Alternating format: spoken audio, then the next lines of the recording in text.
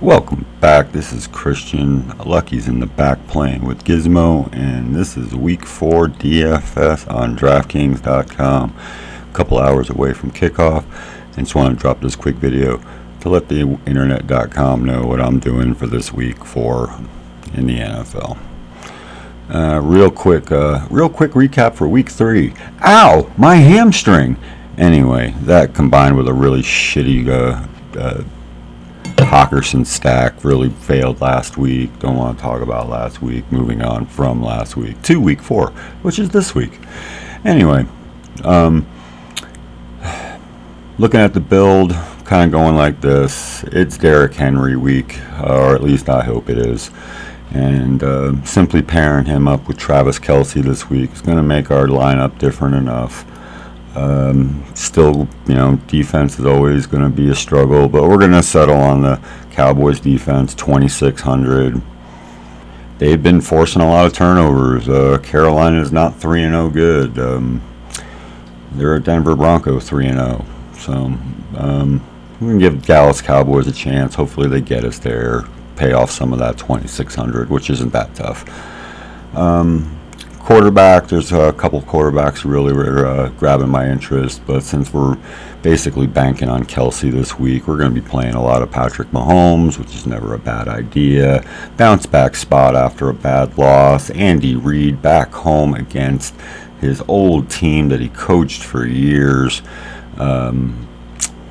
Wouldn't be surprised if that's a show-out game. It's got a really high over-under 54.5. Jalen Hurts and the Eagles are big underdogs today, so home underdog quarterbacks, that's going to be and usually pays. So we got a lot of interest in Jalen Hurts also this week. Jacoby Brissett's also going to be our pay-down option today, playing his former team, the Colts, at home. Colts banged up real bad. A lot of guys not even active this week. The weather looks like it's going to hold up in Miami. It's just going to be hot and humid, so whatever the case may be. Jacoby Brissett, 5,100. Guy even does the goal line work for them. It's always good in those short yard situations. So don't be surprised if Jacoby Brissett winds up with a little rushing touchdown today to help out the Dolphins, who probably win today, I think. I did bring up weather. Weather is going to be a thing today. There's a couple players on the board that I really like, but are not going to play because of weather. I don't really like playing that game. I'm going to basically stick to the dome games, and there are a lot of games with very, very ideal conditions today. So we're just going to be focusing on those games and hope they give us what we need. One of the games that is going to see some shitty weather today is the Buffalo-Houston game. In Buffalo, they are expecting rain at least to start the game, and then hopefully it clears up. That's the possibility. And feeling that I need a piece from that game. Zach Moss looks great. 5,300, way too cheap for Zach Moss in this spot. This man averages about 1.5 points per touch. 1.5 fantasy points per touch. How many touches does he need to pay off 5,300 at 1.5 points per touch? I mean, he could blow up for all I know. Yeah. So Zach Moss, we're gonna have a lot of Zach Moss today. We're gonna have a lot of Derrick Henry. The other player that's looking to show that's grading well for us today, and it's gonna make or break our week basically, is Cordell Patterson, 4,900. Obviously, we're kind of used to Cordell being a wide receiver type play. Over the past couple of years, he has become a running back. But with that being said, Russell Gage is out today for the Falcons, and you can pretty much expect Cordell Patterson to absorb a lot of those targets that would be slotted for Russell Gage. Cordell Patterson looks to be about their best offensive player. Of course, Calvin Ridley's really good, and he's always in a good spot. But Cordell Patterson, 4,900. He's the cheapest running back I had comfort rostering today. So combined with the savings of Zach Moss, 5,300. We're getting 2 running backs for about 10 grand, and we'll see how that works out today. So we're banking out heavy on them. Wide receivers, since we're paying up all over the place for running back and quarterback and tight end and all that good stuff, wide receivers we're going to have to get pretty cheap with today. A couple of wide receivers that I am eyeballing under $6,000 in particular. Odell Beckham Jr. Jarvis Landry's still hurt.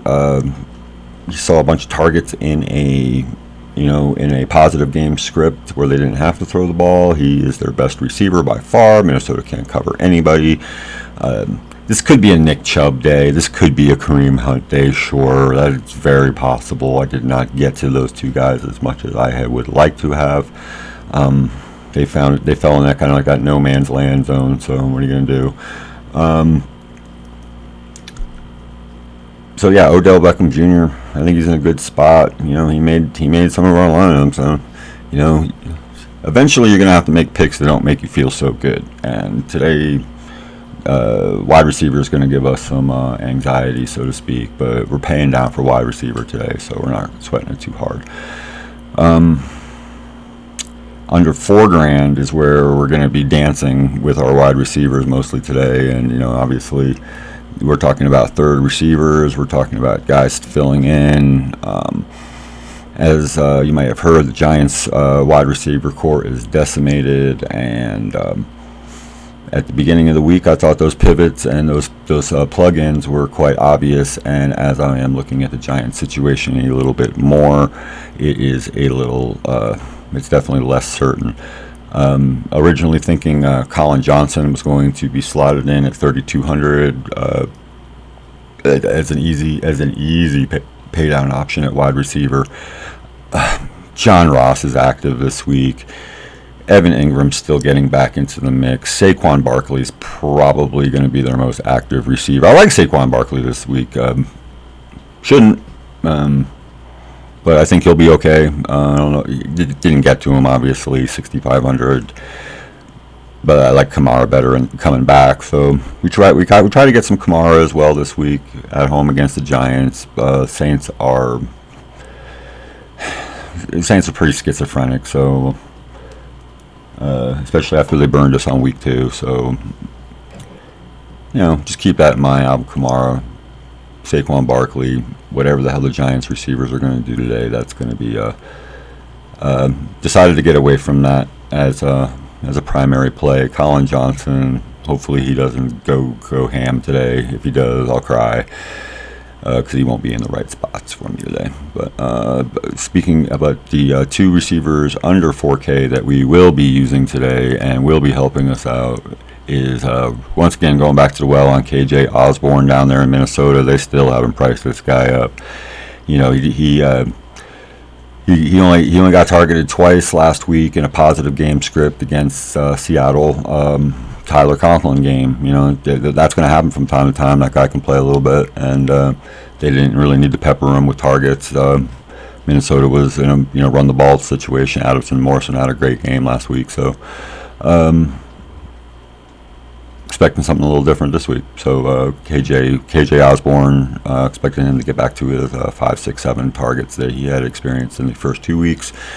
Going to have to throw the ball against Cleveland to get it done today. So KJ Osborne, 3,700. He's going to help make our lineups work today. My other guy under $4,000 this week is Quaz Jenkins from the Eagles. Low volume kind of guy, but his snap count has increased. That is a very potentially high scoring game today, and they're in ideal conditions. It's going to be a beautiful day in Philly, which is if there's ever such a thing. So Quaz Jenkins, 3,500. He's going to be helping out our lineups a lot today. Paired up those two, KJ Osborne, Quaz Watkins. Not going to need a lot to pay that off. We're talking about a mere, $7,500 right there. So, we'll see how it goes. 20-something points out of those two, and we should be doing okay. But so that's how what we're dealing with as far as the afternoon slate goes. Don't like it as much. Once again, rain will be a factor in Green Bay this week, so that has gotten me off a lot of that game. Rams. Rams Cardinals has some interesting pieces. Christian Kirk, I think, might have a big game today. Chase Edmonds is always going to be safe. Everybody else is so damn expensive coming out of that game. It's hard to get there. Arizona is now running their healthy 4 wide receiver kind of group out there, especially with AJ Green, and so it's kind of hard to pick exactly who gets off for them this week. That's going to be a hard thing week to week to pick. The Rams are just expensive, and then there is Deshaun Jackson, 3,800. He's live. That other guy, Jefferson, new guy, second year guy, first year guy, whoever. Once again, you're going to have to take your chances. He's a little bit more expensive. I think he's 3,900 this week. So that's going to be a tough game just to figure out, I think. Obviously, Cooper Kupp probably the smash in that game because he's been the smash in every game. So then Denver is at home this week in ideal conditions against Baltimore. Denver can win this game and go to 4-0. I do think Teddy Bridgewater is going to have to win it with his arm. And that makes me like Tim Patrick a lot today. Tim Patrick, 4,900. He's made the all-day cut. He's going to help us out today. So Tim Patrick, Cortland Sutton might get off a little bit. Noah Fant's probably a little bit live. But like I said, Teddy Bridgewater is going to have to win the game with his arm. So that's what I'm thinking there. You got the Niners, Seahawks. Pete Carroll was messing around with everybody, downgrading Metcalf and Lockett on Thursday, only just to make them full participants on Friday. So Seattle's probably the same. That is a Seattle divisional road game. I don't like that game at all today. Fuck that game. Two very hard coaches to figure out. Divisional game, and conditions will be good, but something's going to happen in that game. I don't know what it is, and I'm not even going to mess with it today. So that's kind of like my view on the evening. So anyway, check your weather. Detroit and Chicago's game I didn't touch on. Probably should a little bit. That is also going to be a weather game. They are expecting bad weather there today. Could be wet all day. Might just rain early. I'm going to have to see. It's funny how these games, how weather usually doesn't exactly play out the way they make it sound like it's going to, but it can have a huge effect. David Montgomery against the Lions. That's always a good idea. We're going to be counting on him on our season-long league and our best ball leagues. So David Montgomery is definitely live. I don't like anything from Detroit today. Why would you? The only thing that's discouraging for Chicago is that Khalil Mack left the game last week early in the first half with a foot injury. If he isn't playing, that makes the game. I don't even know what that means. That's not good for anybody. It's hard to make that. It's hard to make your defense work when you're missing your best player. So anyway, this video is pretty long. I gotta get it up before kickoff, but these are my thoughts on how we're gonna get it done today. Patrick Mahomes, Travis Kelce, Derrick Henry, Zach Moss, Cordell Patterson. Come on, guys, I am counting on you. KJ Osborne, Quaz Jenkins, whoever the hell Quaz Jenkins is, but we're counting on him.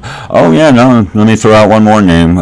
Corey Davis, yes, Jets, yes, Corey Davis, five grand, 51 or whatever the hell he is, playing against his former team in ideal conditions. If Zach Wilson is going to be able to throw the football at all during the season, it is going to be this week. It is a beautiful day in New Jersey, and Tennessee is horrible.